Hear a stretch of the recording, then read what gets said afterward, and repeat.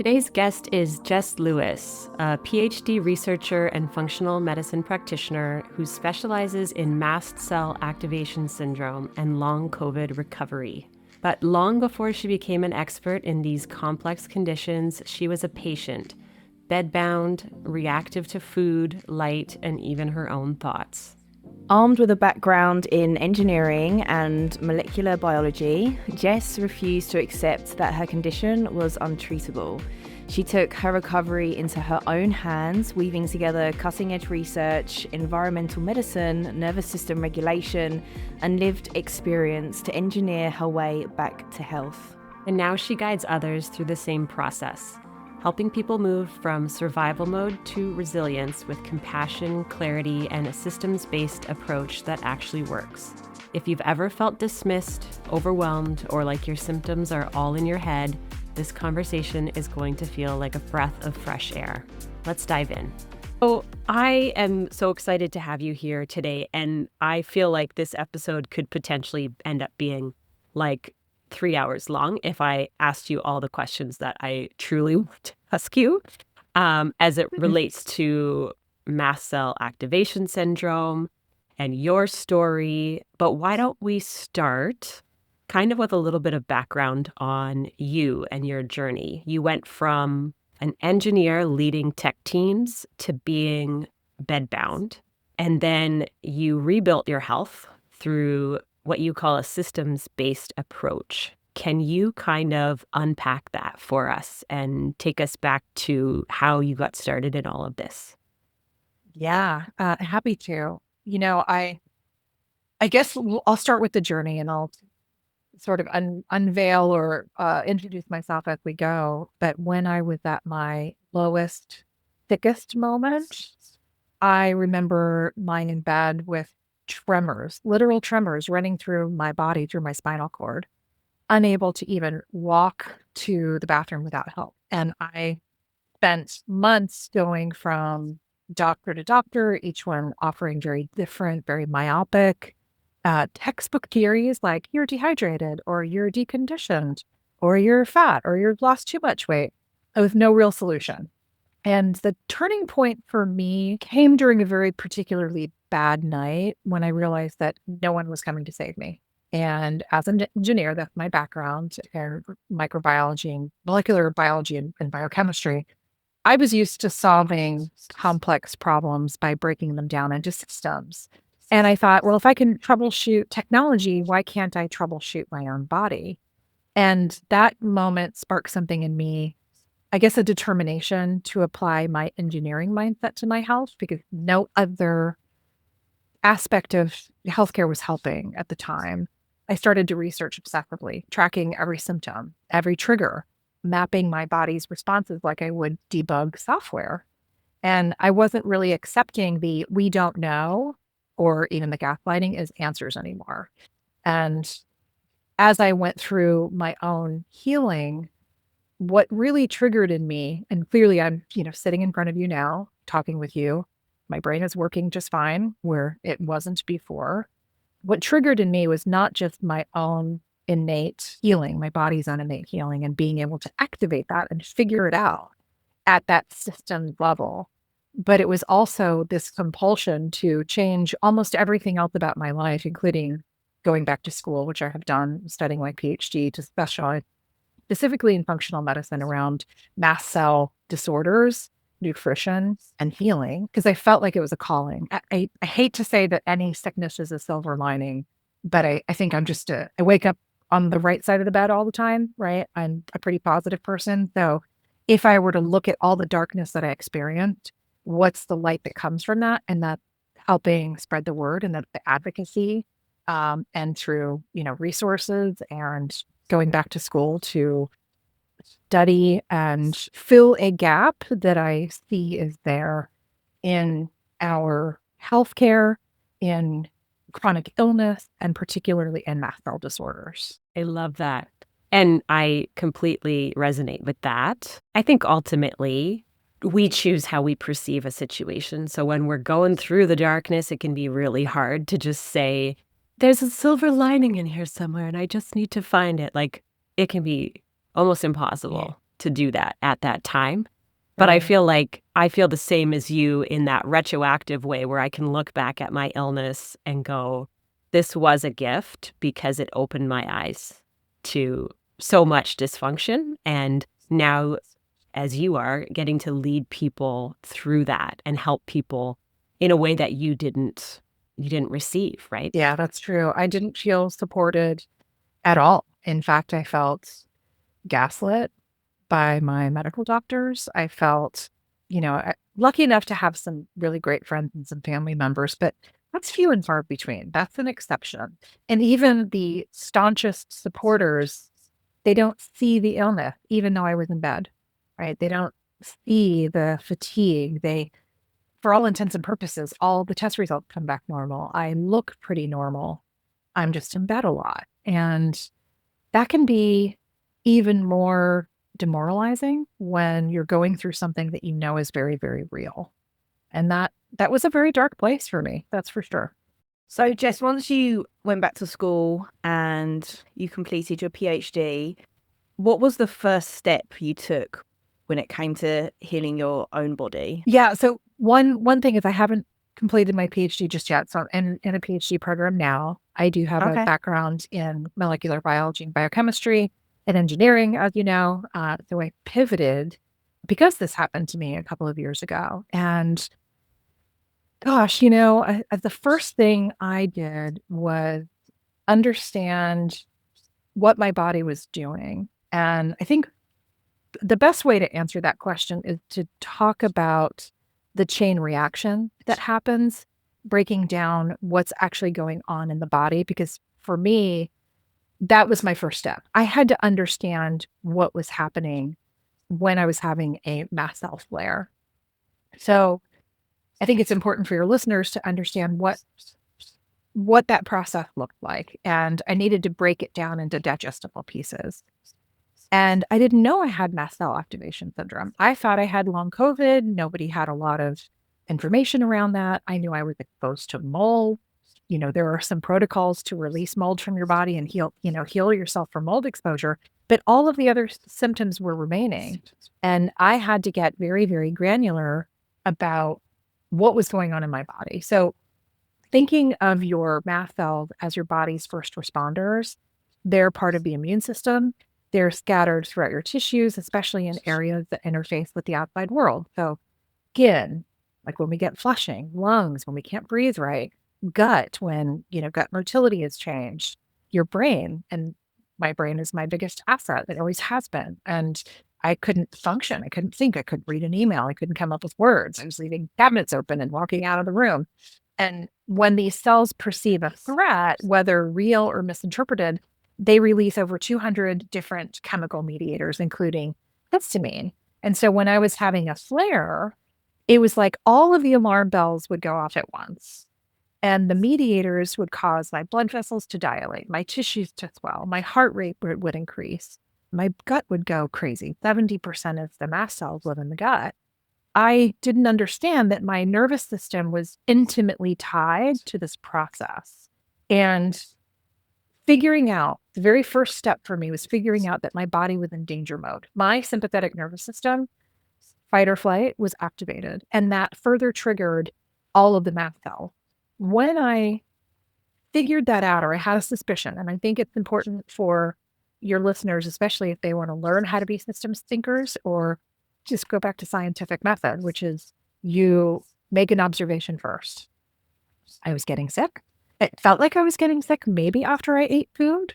Somewhere in the back of my mind, I remembered there's a tick-borne illness, usually out of Texas. It's the Lone Star tick, that can cause something called alpha-gal, which you basically become allergic to meat. And I knew about this in my studies from a long time ago. And I thought, oh gosh, it's weird. I'm having breakfast. Today I'm not reacting. But yesterday I reacted when I had a piece of ham in my sandwich, in my egg sandwich. Wow, I'm going to try that again. And I'm going to think about what those signals are and what my body is giving me as those signals. So understanding mast cells and then starting that testing process allowed me to deduce that what was probably going on was a mast cell issue. So the next thing I did was cold turkey cold turkey on a low histamine diet, because what I learned was, as I was creating healthy smoothies and as I was doing all of these things to help pull me out of that sickness, out of the bed, nothing was working. And when I got that signal that said, oh, you might be on the right track, then things turned around like literally within 36 hours. I say this all the time to people and they're like, what? 36 hours? You mean I've been sick for years and you turned it around in 36 hours? I didn't turn it around 100%, but I got enough of a signal, not just a little signal, but a massive signal where my body said, oh, yep, you are absolutely on the right track. So that's how it started. And then from there, it's that engineering mindset of constantly testing to see what's working and what's not, being okay with myself. If I failed or if I had a flare, I'm like, oh, don't do that again. But before, everything was a flare. I was in a constant flare. I had no relief. So getting that relief gave me just enough brain function and just enough relief to say, you need to keep going. You're on the right track. So a bit of a long answer, but that's really how it started. That first step was understanding and then testing for those signals. I think a lot of people also, once they're having these longer periods of time when they're feeling okay, and then they might have a bit of a hiccup, people start to get really panicky in that moment because they feel like they're regressing and they're going to go back into that state that they were in before the journey even started, and they start to panic and really take themselves out of that parasympathetic state that they've worked hard to be in. Did you ever go through that yourself? Like, if you were having a bit of a flare up during like a period of being okay, were you a bit panicky in that time, or did you have self-compassion and after some time, start to regulate your nervous system again? Both. I got really panicky. I doom scrolled. I was desperate for information because there just wasn't a lot out there. And I have to admit, I allowed myself to get in even deeper, darker places because I did not have compassion with myself. It sounds good to have the answer of, here's what I figured out. But prior to that, I was trying so many different things. I was shooting in the dark. And when I wasn't getting those signals, I was very hard on myself. But then as I started to get even just the smallest glimmer of hope, I realized I really have to give myself some grace here, right? I am fighting something that, especially with the long COVID piece of it, that is not well understood. It's a novel virus, right? Mold acts very strangely in the body, somewhat better understood, but there are so many mycotoxins out there, different ways that we can get them, and different places that they like to live and stay in the body, that it's also not terribly well understood. So I had to learn to give myself that grace. And I'm so glad I did, because I don't think I really ever gave myself that grace to make mistakes before. And once I realized that one of the largest triggers of histamine is stress, not food, not chemical, not mold. Mold's pretty up there, but it's actually stress. You could have a challenging conversation with someone and release more histamine in the body than eating a, whole thing of pepperoni or tinned fish. And understanding that kind of said, wow, I am being told now not just how to heal myself, but I'm being told how to actually live a more purposeful life in general, even outside of the chronic illness. And that was to just, I don't want to cry on a podcast, but I'll tell you, that was one of the most moving things for me, was to understand that I had to give myself some space to be okay with it. Whatever I'm doing may not work. It might work, and I'm going to get that signal, keep going. But even the signal that says it doesn't work is still a signal. It just means don't do that thing anymore, right? And I really had to give myself a lot of space to do that. I love that you bring up the stress piece and the nervous system piece, because that's just so foundational. That's so important. And I think, like, Katie and I talk about this all the time, how you can't heal in the same environment that made you sick. And I think a lot of the time that an environment of chronic stress. And I was just reflecting on that as you were talking about your story. I heard about, for the first time ever, mast cell activation syndrome when I went outside one spring on the first sunny day of the year, and I walked down the street to get lunch, and my entire back turned into hives. Just the sun exposure on my skin led to a huge outbreak of hives, and I had no idea what was happening. And it actually took me years of seeing doctors, going to dermatologists, and before I actually heard the term mast cell activation syndrome. I think it might have been on TikTok, actually, to be honest, where I came across it for the first time. But I think back to that time in my life and what was happening in my life. And I was in a very dysfunctional, stressful relationship. And you make those connections now and go, oh, no wonder my body was freaking out and thinking everything was a threat, from sunlight to cold to food to, you even mentioned being allergic to your own thoughts. I'd love to hear about that. Yeah, it's kind of terrifying, I think, to live in a body that constantly betrays you. And we think of symptomology as just, the symptoms that are kind of outwards, right? Hives or, itching, watery eyes, or even GI issues. And that hypervigilance when you're scanning for those threats constantly, or when you're running into threats you didn't even expect, like sunlight or heat, can become really, really exhausting. And that's where I think I kind of came up with the, you're allergic to your own thought. That's the doom scrolling is going to make the histamine worse, believe it or not. Thinking that you can't heal it is going to make the symptoms worse. And there is such a tight connection, anecdotally, now tens of thousands of people across, even hundreds of thousands of people who are experiencing this now post-COVID, but tens of thousands who are in some of the groups across all of our groups that really at first don't want to hear that your nervous system is going to be run by your thoughts. And they want to take the histamine blockers, they want to take the mast cell stabilizers. They might agree to do a diet, right? Nobody really loves to do, change the way they're eating because it gives us comfort, especially if we're stressed out. And they are really resistant initially to doing the nervous system work, where you need to start to figure out how to pull those negative thoughts back. There's a really interesting metric out there, and I wish I had it on hand with exactly how many people experience this, but there are some women who their autoimmune conditions or their chronic illness, MCAS included, go away when they leave an abusive relationship or when they leave a bad job.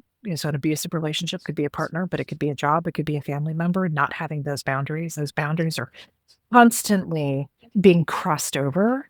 And I talk a lot about, like, is it a lion or is it a piece of cheese? Our body, when you have mast cell activation syndrome or a mast cell disorder, because it's a bit of a spectrum, it's like everything becomes a lion and your body no longer understands where there's a boundary. And so we have to put that boundary up there, whether it's a dietary boundary, whether it's a pharmacological boundary, or whether it's a relationship boundary. And if those boundaries aren't there, they disintegrate and the mast cells will actually go crazy. So all three of those things need to happen for somebody to feel safety, because this is a evolutionary trait where if we don't feel safe, our mast cells are supposed to get triggered. We're supposed to evacuate our bowels, for example, if we're running from a lion. We need to have the energy, the adrenaline, and all of those 200 chemicals to run from that lion. But right now, it feels like that lion is bearing down our door every time we eat something, or if we have a negative thought, or if we're doom scrolling. So I think it's extremely important for people to understand that you can't take one of these steps out. because you may actually be doing yourself more harm by being on a perfect diet and all of the H1N1, H1, H2 blockers and mast cell stabilizers and leaning more towards mast cell stabilizing food. But if you don't change your mindset, that's going to add to that overall histamine load probably more than anything else. And that's what I mean by you can be allergic to your thoughts, because it's not just the allergy to the food or your environment, it's your thoughts themselves. I love that you said it in that way, that it's because we do tend to, most of us, lean toward our area of comfort. So if we're not comfortable making changes, we want to make the change that's the least uncomfortable, right? And so let's just pick and choose. Oh, okay, if there's a medication, yeah, I'll take that. Yeah, maybe I'll cut out these few things out of my diet. But you're 100% right. So many people are resistant to actually looking at like their stress levels and their mindset and their outlook in the world and how fast they move through the world. And are they allowing themselves time to rest and be present and cut down on stimulation and all of that? That's right. I feel like it's the last thing people look at, actually. It's normally like what they're putting into their body and what supplement they can use. But when it comes to mindset and behavior change, it's just not even something that they're aware of that they need to address. No, and I think that there's, this notion that it's, esoteric or fluffy or it's too crunchy. But, there's an area of study called psychoneuroimmunology that is a very real study. Yeah. The ones that study it the most right now, I think, are still in The Ohio State University. And there's a scientific basis here for mindset.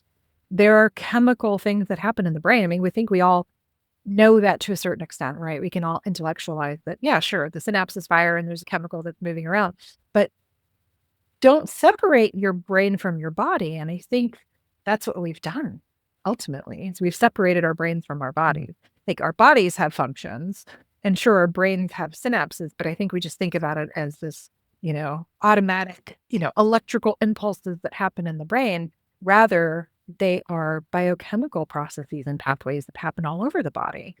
And when you run into something that is going to make you fearful, having a mindset about it is really important, but also understanding what's logically in front of you. So if there's actually a lion, you can't mindset your way out of a lion bearing down on you, but you can certainly mindset your way out of, how do I leave the situation as quickly as possible and as safely as possible? Because you can't outrun a lion, but you can certainly outthink one. Obviously, in some cases, I'm not saying please go, go hiking and run into a mountain lion and, think your way out of this one.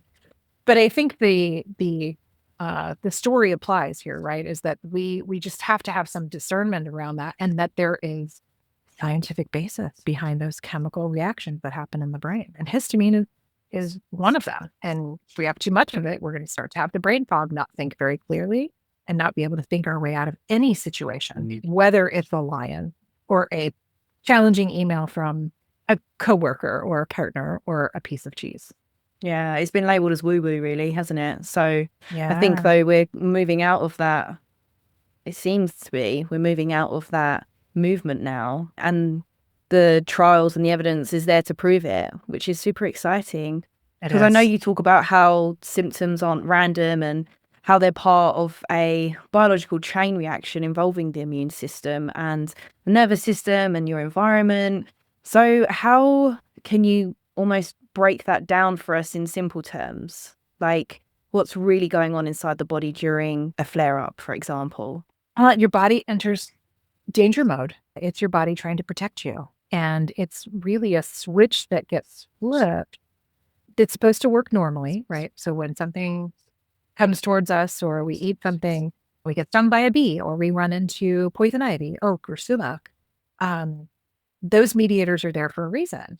But what happened in a mast cell disorder is that the switch that we have that flips on and off really easily gets stuck on.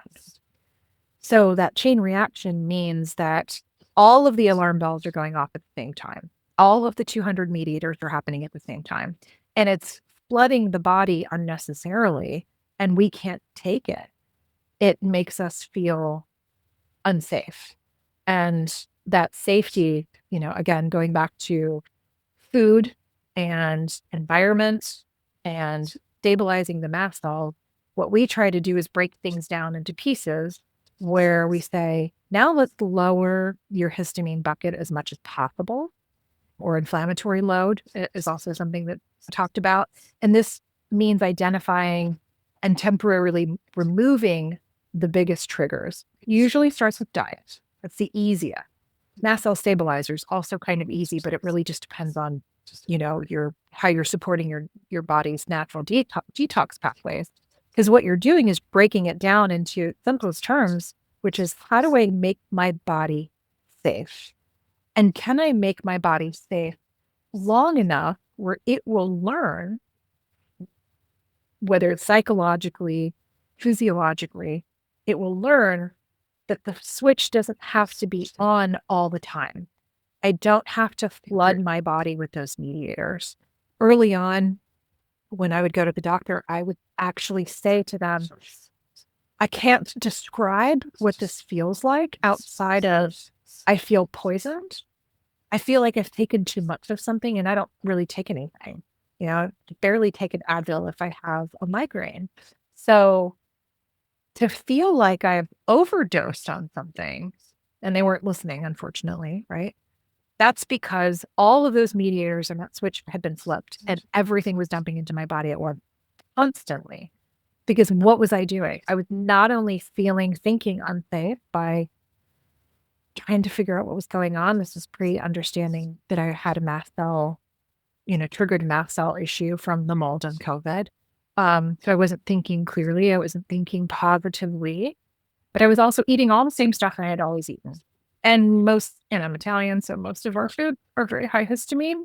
And I also love health food. So even things like kombucha, which I had thought was so healthy, or yogurt, Greek yogurt, kimchi and sauerkrauts and all the things to build your gut, were all attacking me. And of course I was overdosing, but I wasn't overdosing on a drug. I was overdosing on histamine and all these other mediators. So that's how the chain reaction happens, and how it stays if you don't mediate it, if you don't mitigate it and attack each piece of it to say, okay, now I know how it works. I know how it enters the body, or occurs in the body, not enters, but occurs in the body.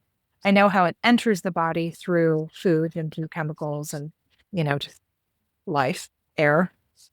And if you live in farming areas more, if you live in, high traffic areas like New York City or Los Angeles, it's going to happen more, right?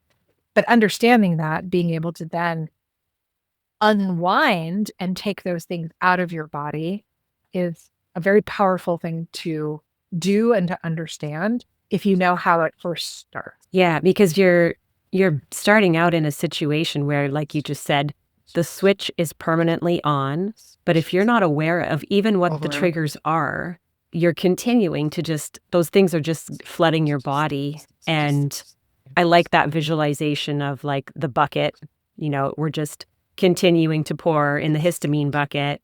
And of course the switch is going to stay flipped on if we're continuing to pour things that are, making it worse. That's right. That the body perceives as foreign, alien, poison, whatever that is, because now our bodies themselves don't even have the discernment to know what's hurting us and what's helping us.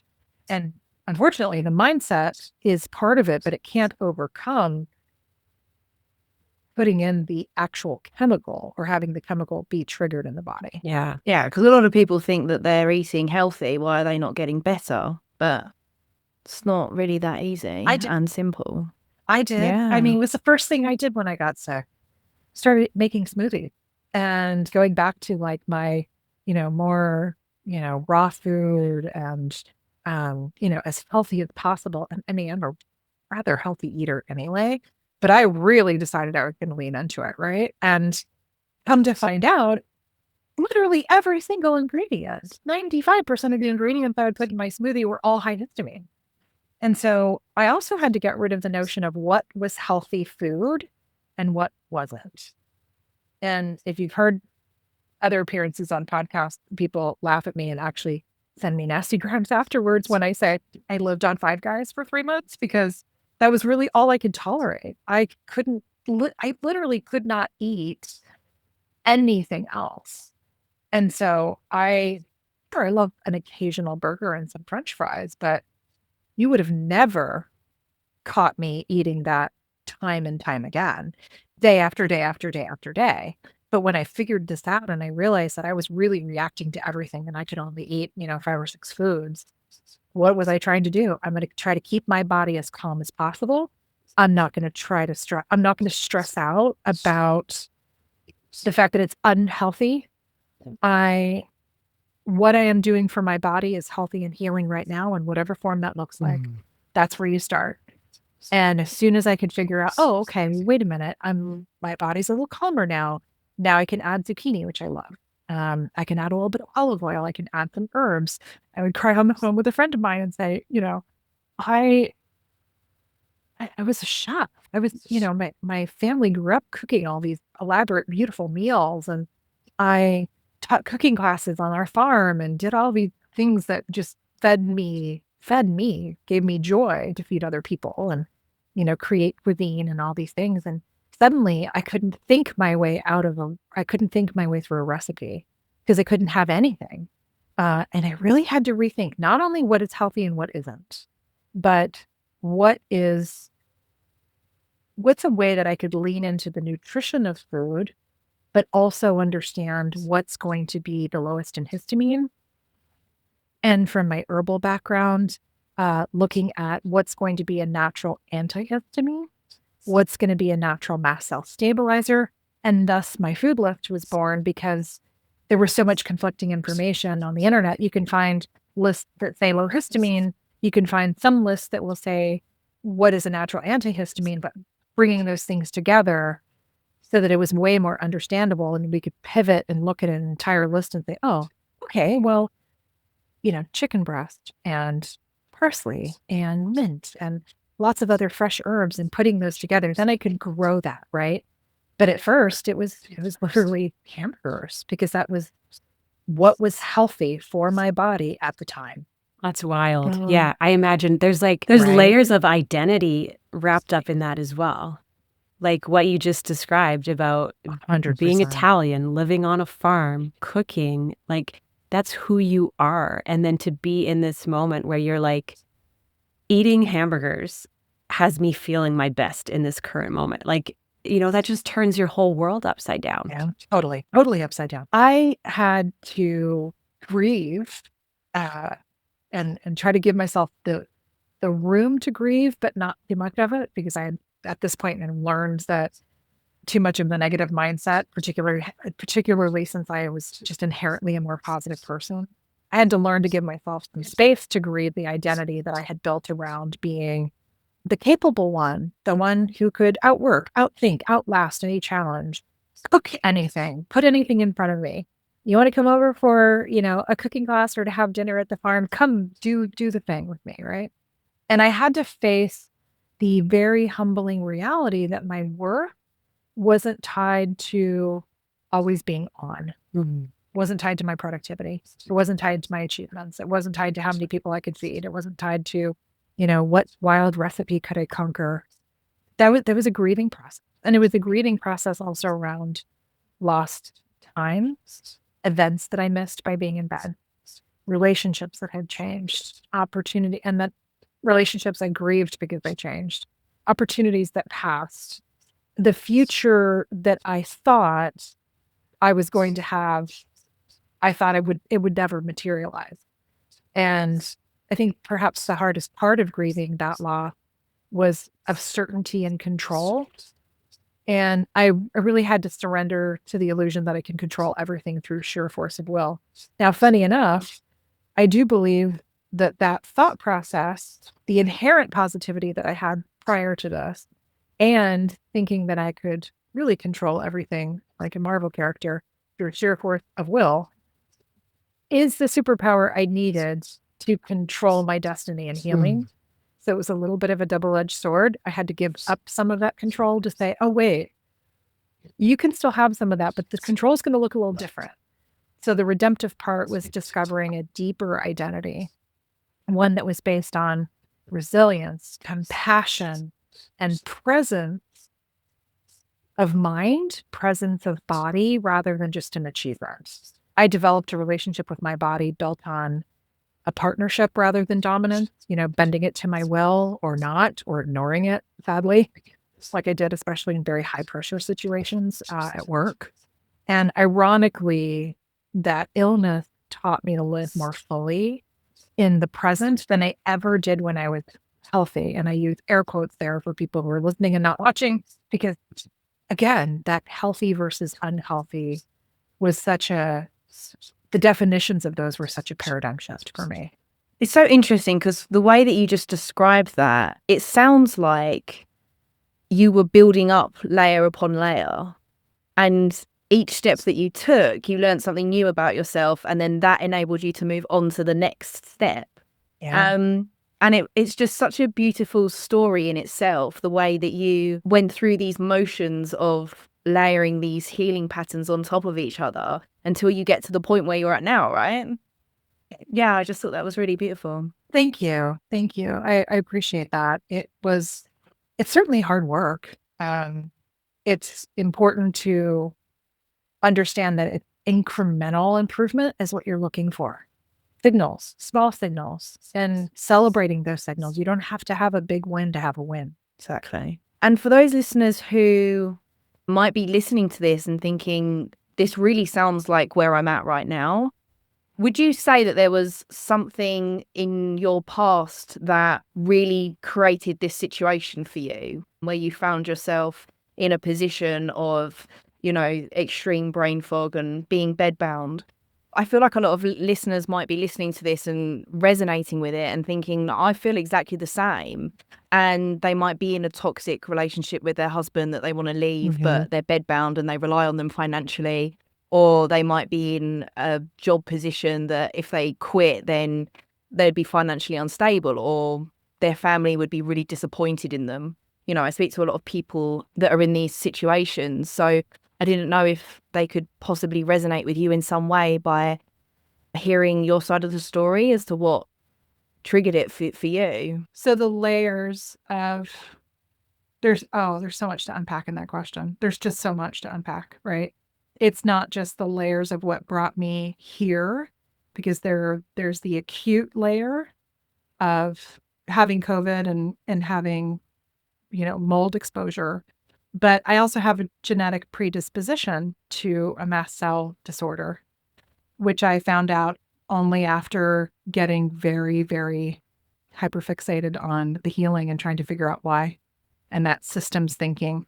But what I think is really more interesting and more profound than even just there's a viral layer, there's a mold layer, there's a genetic layer, there's a layer kind of in our innate psyche that I think prevents us from moving forward in healing and sometimes in life. And perhaps this is going to get very, very deep for a moment.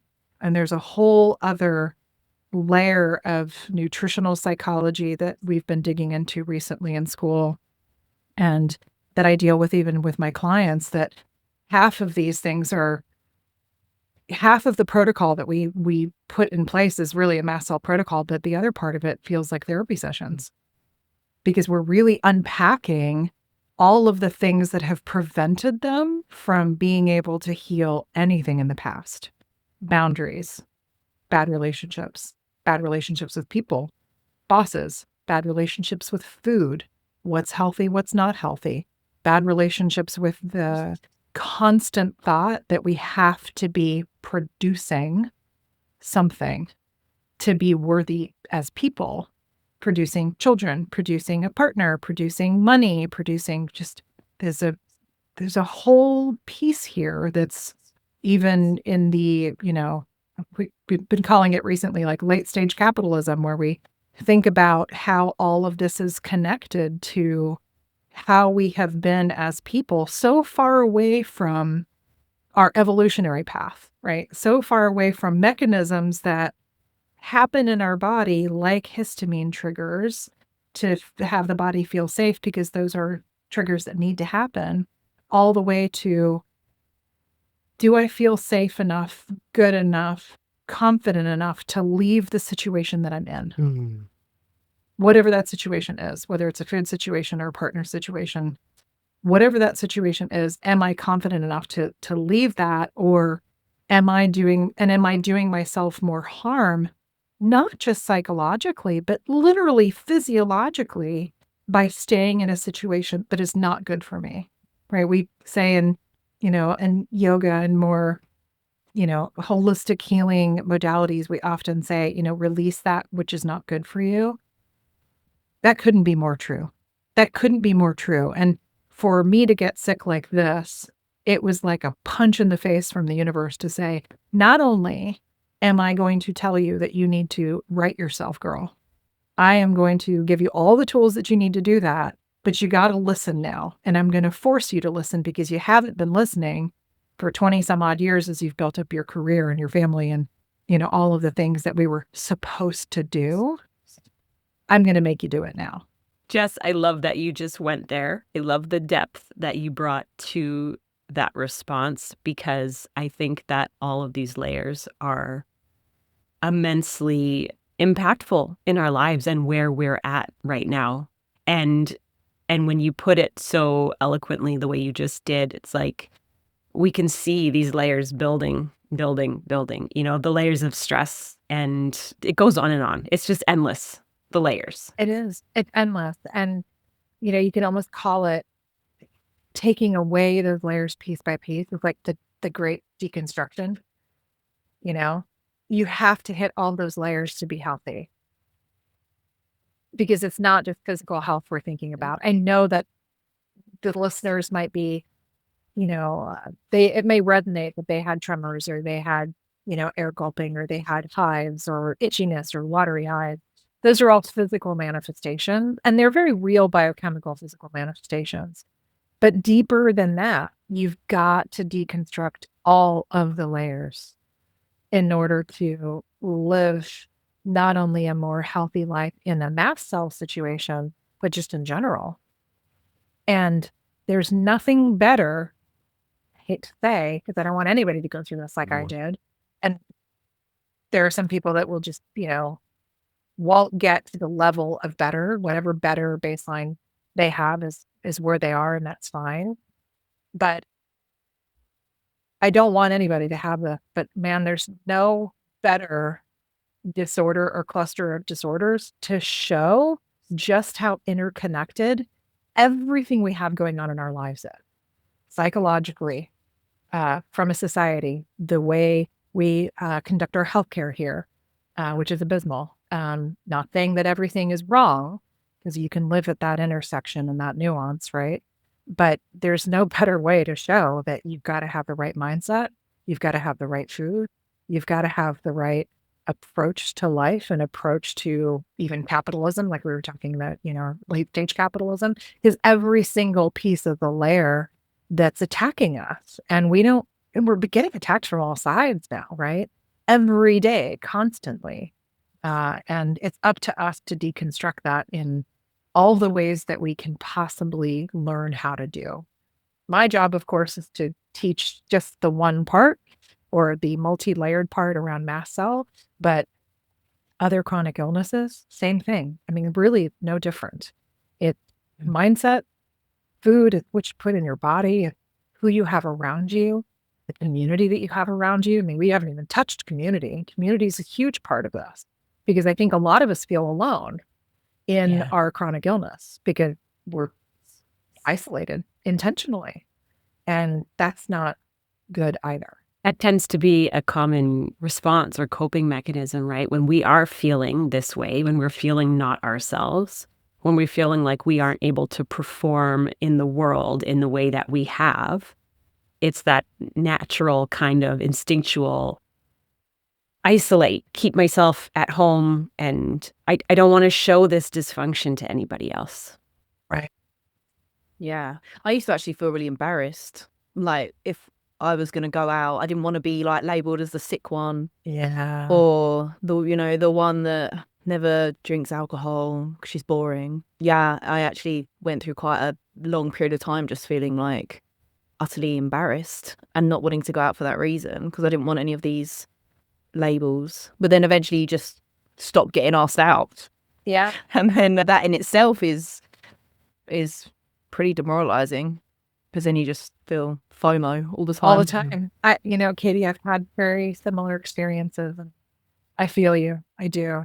Not being able to participate or being, like you said, thought of as the sick one, or, do we have to go someplace different because Jeff can't eat half the stuff, or, and I basically say nowadays, because now people have learned, my friends are amazing and they've learned, okay, well, we're thinking about going here. What do you think? And I'm like, just pick whatever you want. I have now learned to navigate in every way I possibly can.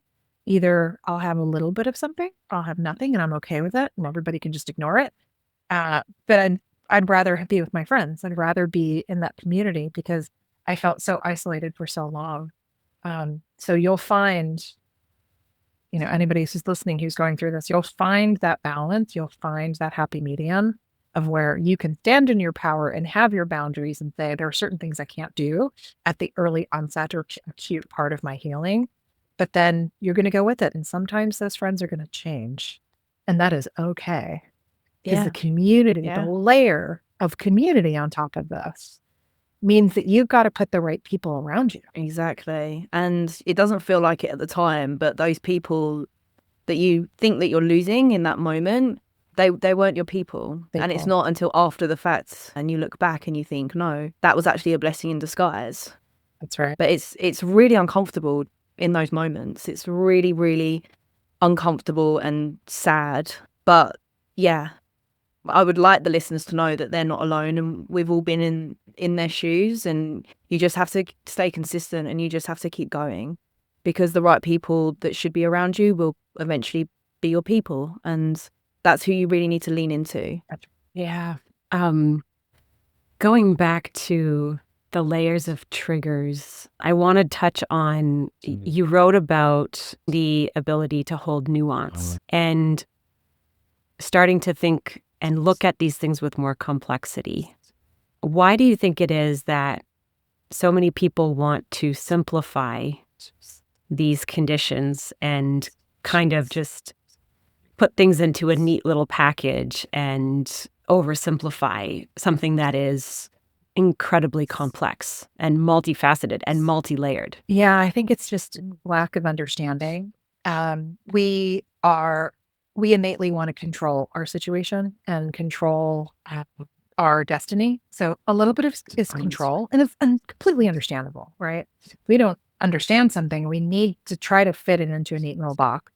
And unfortunately, we have a lot of external forces through algorithms and politics and, all sorts of policies that are conflicting that are forcing us even further apart into now you have to pick a box. So we've lost a lot of nuance. We've lost the ability to hold two seemingly contradictory ideas at once.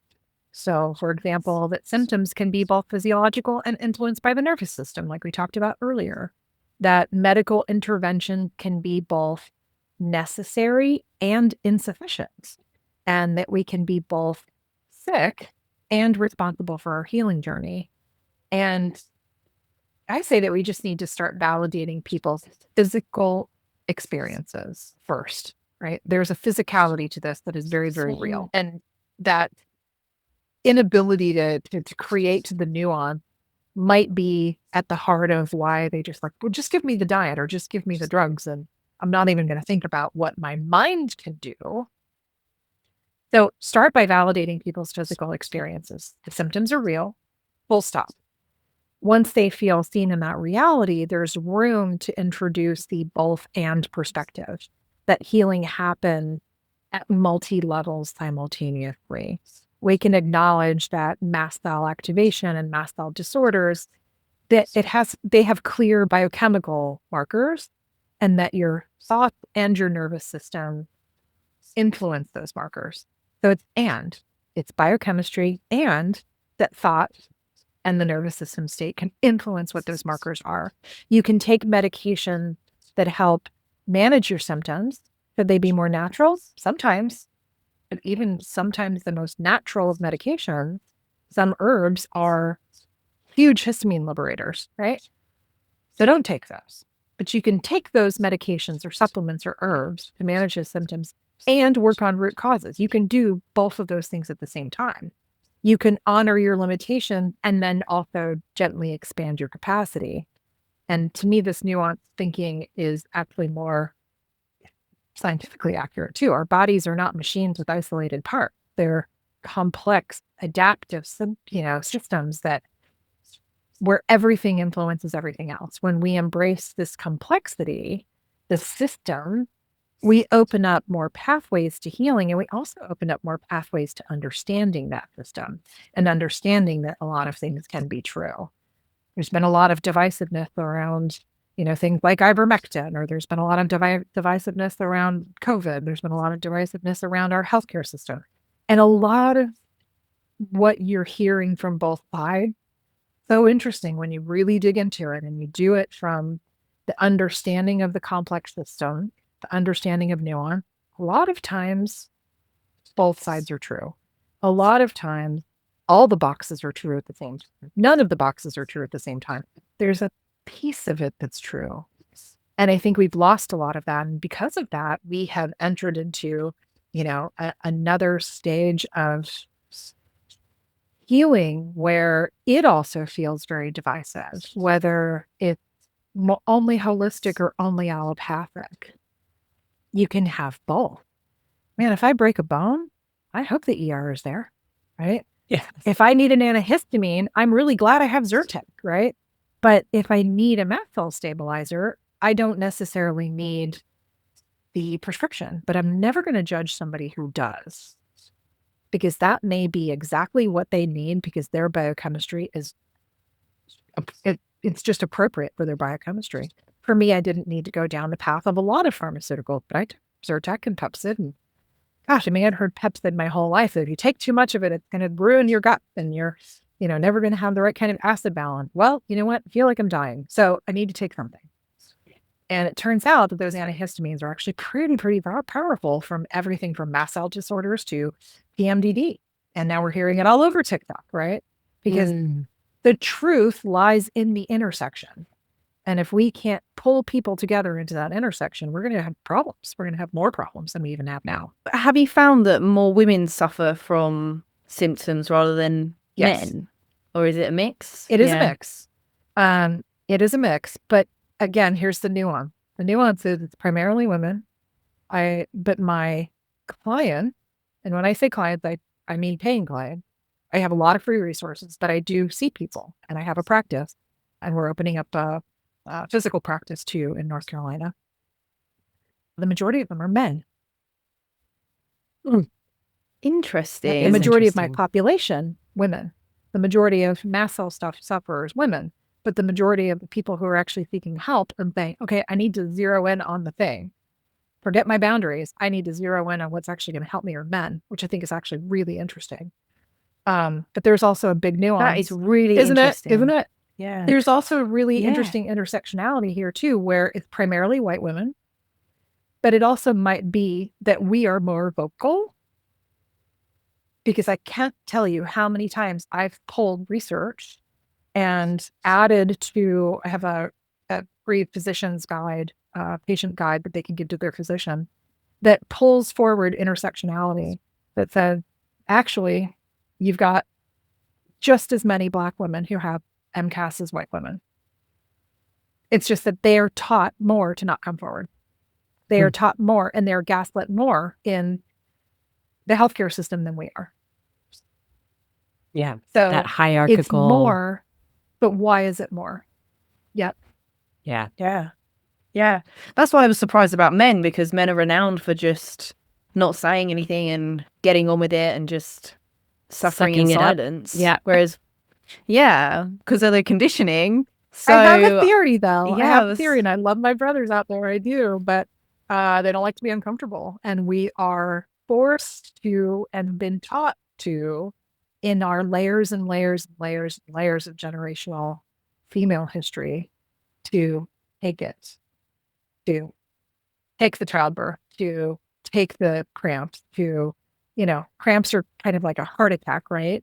And men actually don't like to be uncomfortable. And good on them for saying, I don't want to be uncomfortable and I want to go fix this, right? They get to, and they get to more than we are. So it's really interesting how it's proven out in my practice, where I see a lot more women deal with this. And if you looked at any of the groups and, any of the social media, it's primarily women, but the men are the ones that feel comfortable enough to say, I don't want to feel uncomfortable. I want somebody to help me fix it. Let's fix it. They're systems thinkers, and they were allowed to be systems thinkers, and we kind of weren't, right? So there's also, again, a nuance and an intersectionality, female versus male, and, different races and different backgrounds and different religions, that it's so complex and so deep. And I could talk about it for 3 hours. Yeah. And I find that women are much more likely to look at it as if they are like, oh, I'm just crazy, or I'm over exaggerating, or it's not that bad. Like we tend to minimize more, whereas a man is much less likely to do that. Like you said, if they're uncomfortable, they're going to say, I am uncomfortable. Something's going on here. They're not typically sitting back saying, gee, am I crazy? Am I making this all up? That's right. Yeah, I mean, look at like when they get a cold, it's like end of the world. Exactly. They're not standing for it. I'm sick. That's and right. Everybody needs to know it. Right. And good on them, because we needed to start doing that more, right? We need to take, Yes. all of us do, no matter the background, no matter the gender, all of us need to take control over our health, because only really we are. And the other part of that is that, I'll explain it by saying this. All of the symptoms are different for everybody. I had tremors and I had hallucinations. I had some flushing in my skin, but I didn't get a lot of itchy. I didn't get hives. So I still had the allergy to the sun, and I still had the allergy to heat, but it would bear out in my body very, very differently. And there are so many different reasons why, right? Because we're all so different and so complex. And, some of it's genetics, and some of it's, background, and some of it's what you eat and where you live. And I'm in a more humid area versus I was in a drier area before. And so those varying symptoms mean that everyone's treatment's going to be just a little bit different. And so understanding that's also a big part of this. Yeah. Someone who is getting this response through heat because they're working out, for example. So they're working out because they think it's the right thing to do, but they're triggering this symptom.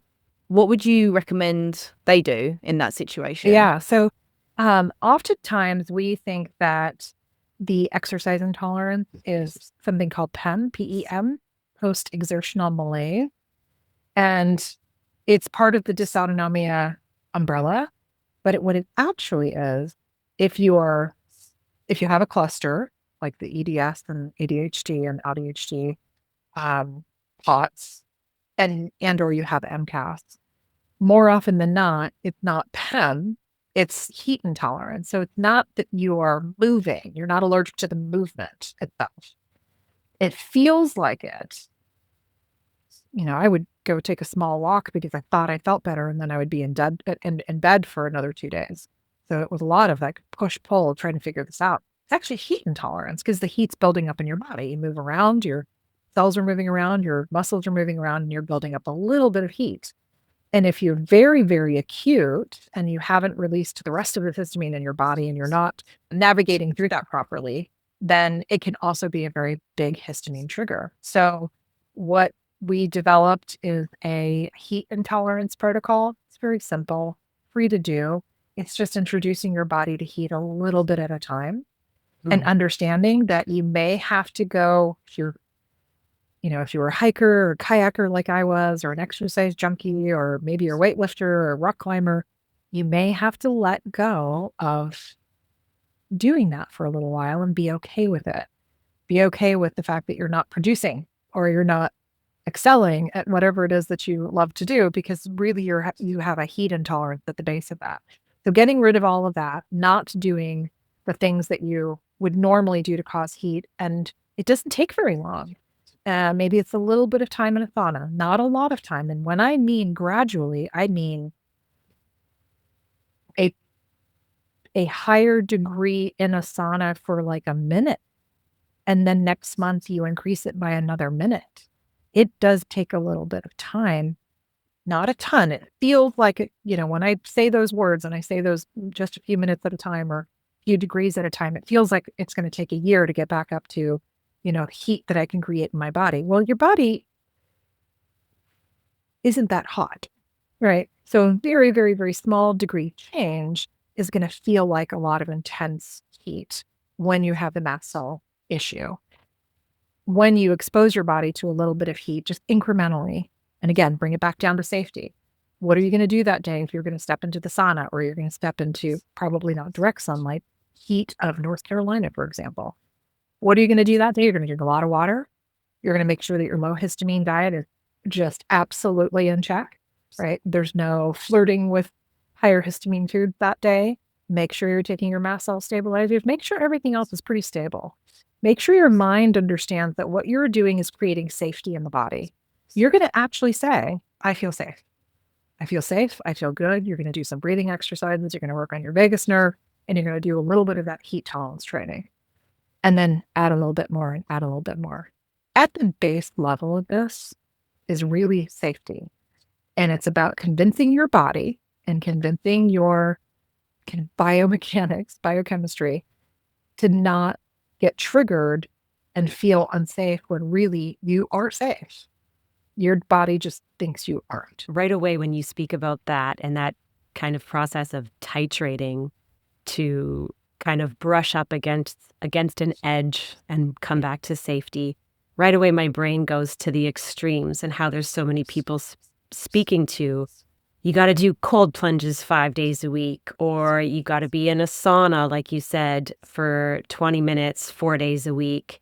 And to me, I think there's one of the things that I teach my clients is there's a difference between heal and ideal. There's a difference between knowing when your body is really calling for a healing protocol and being able to navigate, especially things like social media and the things that we're exposed to in the media. If someone is like Huberman, for example, is talking about the ideal protocol for an athlete in their 40s, he's speaking to the ideal. And a person who is in the stage where they need to just focus on their healing, it can be very hard to let go of that and say, maybe that's not going to serve you to try to reach for those ideals, right? That's right. Because that ideal is not ideal for you. Yeah. That healthy food, not ideal for you. That cold plunge, if you are cold intolerant, not ideal for you. Now, I love cryotherapy, love cold plunging, and actually people tend to be more intolerant of heat than they are of cold. So I love I've listened to Huberman and had for, quite some time. But it's interesting because you are taught, again, the ideal. And with chronic illness, every day is different. And your ideal might change from day to day. And whether I can get into a cold plunge today, and I don't like to be cold and wet. So for me, I like to get into the cryo tank. Helps reset the vagus nerve. Think of it just a little bit differently. If that's something that you enjoy doing, think of it as part of your protocol and what's going to be more ideal for you. Is it actually going to help you feel better momentarily and feel better long term? Then do it. Let's talk about it. Let's talk about cryotherapy. Let's talk about heat therapy because it does help reset vagus nerve. Some of the breathing exercises that he talks about, especially the physiological sighing, will automatically reset your vagus nerve. Resetting your vagus nerve does what? It opens up that ascending branch and descending branch connection between your gut and your brain that says, I'm safe. All of it can be mapped back to safety, but if you cold plunge and you weren't ready for it, or you have a high histamine bucket that day, man, that's not going to feel like an ideal protocol, is it? Yeah. Yeah. If you're approaching it from a do more kind of lens. Right. Yeah. That's right. That's right. And one thing that we didn't touch on is that do less is actually really appropriate here. Yeah, slowing down is a lot harder for many people rather than staying super active and a go-getter. Right. Yeah, a lot of people struggle to slow down. It's a challenge in itself. That's right. Jess, if someone's listening today feeling like they've tried everything and nothing is working, what would you most want them to hear? If you feel like you've tried everything and nothing is working, I run into people like this. First, know that I see you and I've been exactly where you are.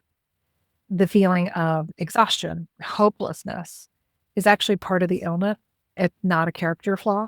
So it's okay to feel kind of stuck in that. And then secondly, consider that it's maybe it's not that nothing works, but that no single thing works in isolation. Healing a complex condition or a chronic disorder requires a very coordinated approach to addressing multiple systems simultaneously. It's like trying to untangle a knot, but when you pull on one string or go to the grocery store and they tie your groceries and they pull on something and you're like, great, now I'm never going to get this open. It makes it tighter. Most importantly, your body has innate capacity for healing given the right conditions. It's your job to make those conditions as ideal as possible for you. I have seen people recover from situations that conventional medicine considers hopeless or they've just largely ignored. And understand that the path isn't usually a very dramatic overnight cure, but rather a series of small shifts, small wins that eventually create a tipping point towards health. When I first started, there were small signals, like I had mentioned at the beginning of the broadcast. Small signals, small wins. Any small win is a win and is a signal. A positive signal is a signal. A negative signal is a signal. So don't worry about it if it doesn't feel like nothing is working right now, because it's probably that you haven't had the right support, the guidance, the community, resources. Reach out to any of us if you're going through that. The last thing I would say is your timeline it's your timeline. It's not somebody else's timeline. You don't have to produce. You don't have to get healthy right this second or by Tuesday or by Wednesday. Your healing journey is unique as your fingerprint. And as long as you're still searching for answers, for signal, still willing to listen to your body's wisdom and what your body is telling you, you have not failed. You are simply just still in the process. And sometimes the breakthrough, I know it did for me, comes pretty much just after the moment when you were ready to give up. So don't give up. Keep going. Keep getting those signals. Understand that that's what you're looking for. And I'm sure my clients get sick of me saying, you got to listen to the signals. What is the signal telling you? Know that you will start to deconstruct this yourself and layer by layer understand and give yourself grace. I know I did not at the beginning. I have not for decades in my life. I have learned that. Our clients have learned that. People out there have learned that, and you absolutely can too. Well said. You're such a supportive guide for people. I can feel just your heart when you speak about, how passionate you are about these topics. So thank you. Thank you. Thank you for sharing with us today. I feel like we could probably go on for another 2 hours, but me too. Although I must insist on the smoke and the stars and the fireworks if we did. We'll see what we can do. Thank you so much for having me on, Amanda and Katie. You've just been so wonderful. I knew we were going to have such a great conversation. You have such a lovely podcast, and I'm just honored to be part of it. Thank you. Oh, Jess, that's so lovely. Yeah, thank you for being here. Jess, if people want to reach out, I know you have some free resources and even a quiz on your website. Where can people find you? Yes, they can find me at Jess Lewis. That's JESS Sierra, Lewis, LEWIS.com. So JessLewis.com. And we've got the Mast Cell support community. We've got a free version. We've got tons of free resources, meal plans, a food guide, a quiz if you're kind of wondering if this is you. And it's a really great tool. And then we also have what I mentioned earlier, which is the patient guide. So if you're not sure how to talk to your doctor about this, I've got a guide with studies and a way for you to ask the right questions from a very intersectional perspective as well. And you're free to reach out, just of course, reach out to me if you need any help. What about social media, Jess? Do you have any platforms? Oh, I do. Yes. And they're all Jess Lewis. So Instagram and Thread. I don't really do much other than Instagram and Threads for now, but Jess Lewis. So same thing. We're starting to do a few more reels, but I do tend to get a little bit nervous on camera. So I love no, that- you're gorgeous. Oh my gosh, thank you. I am always in awe of content creators that can, create like videos just, all the time. It's amazing. And maybe I'll get there one day. But I am on Threads a lot. I post pretty much every day, a little tidbit here and there. And, reach out. You can reach out via email, hello@jesslewis.com, my website, or Thread. Ping me and say hi. Amazing. And your physical practice in North Carolina, right? Is information about that going to be on the website too? At some point it will. So we're looking at a building. We have not negotiated on that building just yet. So we'll see if it ends up being close to my house or not. But I do have a ranch here in Shelby, North Carolina, which is halfway between Charlotte and Asheville. We're on 34 acres. It's a regenerative farmstead and a healing ranch. So it's called Medicine Horse Wellness Ranch. We do retreats a couple of times a year. And then the practice hopefully will be just a few miles down the road. And but I will definitely announce that. Amazing. Beautiful. Thank you so much. Thank We you will too. make Thanks for sure- having me on. Yes, thank you so much. We'll make sure to link to all of your socials, your website, everything in the show notes so people can find you easily. And thank you again so much for being here. Thank you so much. Have a wonderful day, ladies.